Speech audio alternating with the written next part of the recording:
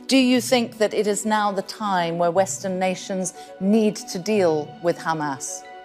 Well, I think it's about time for the Western nations to stop the unconditional support, both moral and financial, and in fact political, to Israel. The issue, once again, it's not about Hamas. This reductionist approach of reducing the struggle of the Palestinian people since 1948 to only Hamas is very problematic. Hamas was only founded in 1984. There were decades of suffering before Hamas ever existed.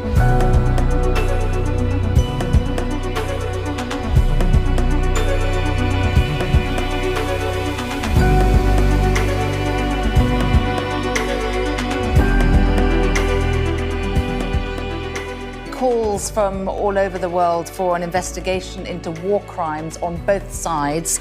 The United States says any war crimes investigation will imperil the ceasefire. What do you think? I don't think this is accurate, Samantha. What the Human Rights Commissioner said was that the aggression from the side of Israel could amount to war crimes. She didn't say the same about the attacks from the side of Gaza, basically. So once again, we're not talking about two sides. We're talking about a nuclear state with one of the strongest armies globally and stateless people who have been suffering for decades.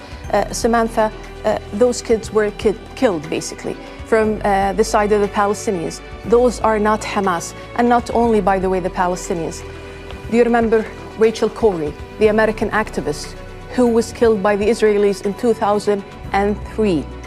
They are killing journalists, they are killing activists, not to say the truth. So once again, it's not a two-side aggression, it's basically an occupation, and Israel is the last colonial power that we know of in our time and age.